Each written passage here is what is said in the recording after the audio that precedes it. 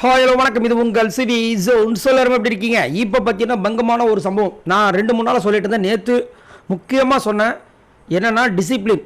அதே மாதிரி big pass வந்துட்டு இந்த கேப்டன் துஷாரை வந்துட்டு கூப்பிட்டு இந்த மாதிரி ஒரு சில விஷயங்களை சொல்லி அரோரா வந்துட்டு மைக் மாட்ட சொல்லுங்கள், குசுகுசுன்னு பேச வேணாம்னு சொல்லுங்கள், இந்த மாதிரி நிறைய விஷயங்கள் சொன்னார். அதுக்கப்புறம் நேற்று பார்த்தீங்கன்னா துஷாரும் அரோராவுமே அந்த வேலையை பண்ணாங்க.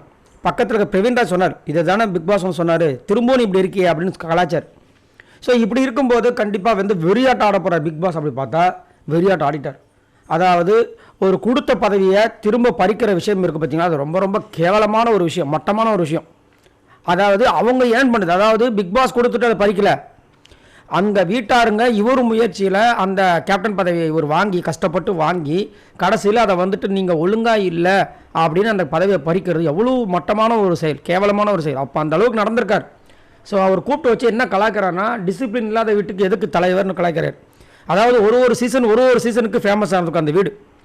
இந்த வீடு எதுக்கு திரும்ப ஃபேமஸ் ஆகிருக்கு, இந்த சீசனில் டிசிப்ளினே கிடையாது, மைக்கு மாற்ற சொல்லிட்டு தூங்காமல் இருங்க, இந்த காலை நேரத்தில் இந்த டாஸ்க் நேரத்தில் தூங்காமல் இருங்க, இந்த மாதிரி நிறைய விஷயங்கள் சொன்னேன். ஏன் துஷார் கேப்டனாக இருக்கார், இவரே அந்த வேலையை பண்ண மாட்டாரு. ஒரு வீட்டு தலை கேப்டனே இந்த வேலையை பண்ணனா மற்றவங்க எப்படி பண்ணுவாங்க? டிசிப்ளின் இல்லாத வீட்டுக்கு எதுக்கு கேப்டன், அதனால் உங்கள் பதவியை நான் தூக்குறேன்னு சொல்லிட்டார். அசிங்கமாக போச்சு குமார் அப்படின்ற மாதிரி ஆகிப்போச்சு அவரோட நிலமை. இது தேவையா என்னோடய கேள்வி. துஷார் வந்து எவ்வளோ கஷ்டப்பட்டு அந்த கேப்டன் பதவி வாங்கினா நம்ம எல்லாருக்கும் தெரியும், சரிங்களா? அதுவும் அதுக்கே வந்து ஆதிரி எவ்வளோ ஃபைட் பண்ண தெரியும். இப்போ ஆதிரியோட நிலைமையும் மோசமாக தான் இருக்குது, துஷாரோட நிலைமை ரொம்ப மோசமாக இருக்குது. இதுக்கப்புறமா இது ஒரு வேக்கப் காலாக வச்சு இந்த அரோரா பின்னர் சுற்றுற இந்த விஷயங்கள் எல்லாத்தையுமே மறந்து அவர் தனியாக ஒரு கேமை கொடுத்தால் maybe there is a chance. இல்லைனா இப்படியே போயிடும், அவ்வளோதான். ஏன்னா ஃபுல்லாக ஒரு மயக்கத்தில் இருக்காப்புல, அரோரா மயக்கத்திலே இருக்கார். ஃபுல்லாக அரோரா கூட சுற்றுறது. அதுவும் குறிப்பாக பார்த்தீங்கன்னா பிக் பாஸ் வீட்டுக்கு கேப்டன் மாதிரி அவர் செயல்பட்டாலும் அதுவும் விஜய் பார்வதியை மட்டும்தான் கேட்குறாரு, கலாய்க்கிறார்.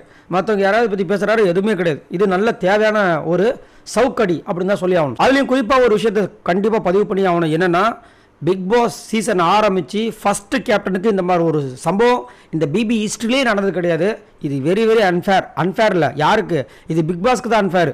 ஏன்னா பிக் பாஸ் வந்து அவ்வளோ தூரம் சொல்லியும் அவரை வந்து அவமதித்து இந்த மாதிரி வந்துட்டு துஷார் பண்ணியிருக்காருன்னா இது எவ்வளவு பாதிப்பு வந்து பிக் பாஸ்க்கு கொடுத்துருக்கும் பாருங்கள். சார் நீங்கள் உங்களோட கருத்துக்களை சொல்லுங்கள். துஷாருக்கு இந்த மாதிரி ஒரு தண்டனை கொடுத்ததை பற்றி என்ன நினைக்கிறீங்க? மறக்காமல் கமெண்ட்ஸ் பண்ணுங்கள். பாய் நண்பர்கள்.